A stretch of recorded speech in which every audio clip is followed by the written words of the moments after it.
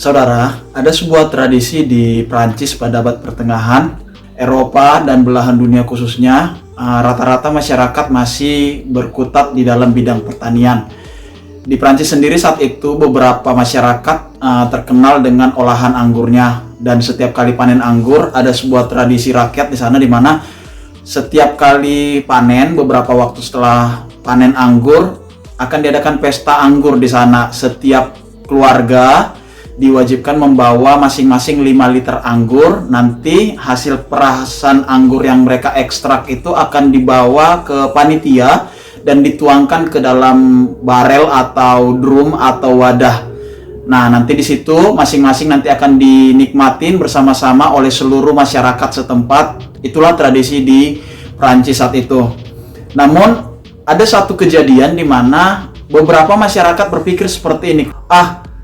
Anggaplah bahwa satu drum itu isinya 50 liter. Berarti untuk satu drum diisi oleh 50 dibagi 5 berarti diisi oleh sekitar 10 keluarga. Ada keluarga yang berpikir begini, kalau cuma 5 liter air, saya ganti anggur menjadi air, nanti tidak akan kelihatan kok. Karena toh ada 9 orang, ada 45 liter anggur, nanti yang akan tercampur dengan 5 liter air. Nggak apa-apa lah, saya bawa air, hitung-hitung, saya menghemat hasil panen anggur saya. Tapi satu kejadian terjadi begini, ketika sebuah barel dibuka, alih-alih mendapatkan anggur dari dalam seluruh barel itu, di dalam seluruh drum itu, ternyata isinya air, Bapak Ibu Saudara yang kasih Tuhan. Ternyata isinya adalah air. Kenapa? Karena seluruh orang, 10 orang yang di situ masing-masing bukan membawa 5 liter anggur. Mereka berpikir manipulatif, mereka berpikir bahwa saya bawa air, yang 9 pasti bawa anggur. Ternyata 10-nya sama, berpikir yang sama, sehingga dari kejadian itu hilanglah tradisi ini. Mereka saling tidak percaya, mereka menjadi curiga, dan mereka tidak menghargai lagi tradisi yang ada itu.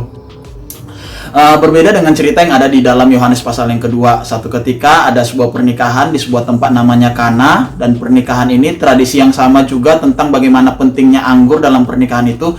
Tapi panitia penyelenggara, keluarga yang melaksanakan pernikahan itu kehabisan anggur. Tapi apa yang terjadi? Kalau tadi di Prancis, anggur diubah menjadi air, ada satu sosok pribadi namanya Yesus di dalam komunitas pernikahan itu. Di dalam acara pernikahan itu dia mengubah sebaliknya, dia ubah air menjadi anggur. Disinilah kita bisa melihat, belajar fungsi dan kontribusi kita di dalam satu komunitas.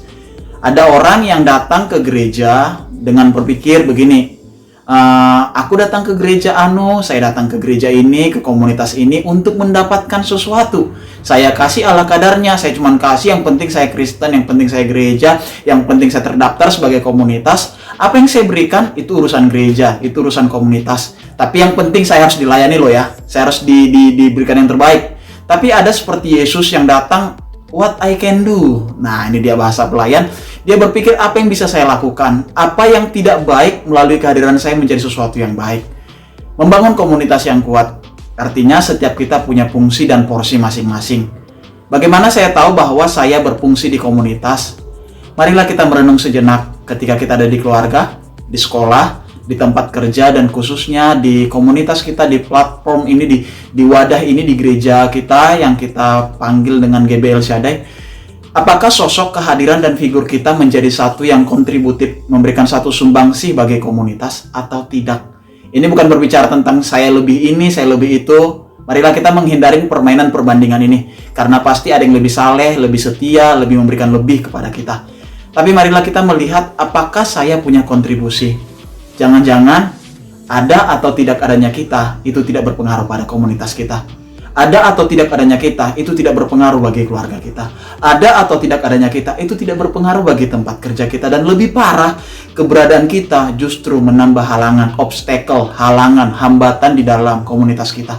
Kita dipanggil untuk membuka jalan. Kita dipanggil untuk mempersiapkan jalan bagi kerajaan Tuhan. Mari kita melihat apa yang kita bisa berikan. Kita melihat Yesus. Kehadirannya membawa satu perubahan. Kehadirannya membawa satu kesaksian. Kehadirannya membawa satu kebenaran, sukacita, dan pengharapan, dan kasih. Tuhan memberkati.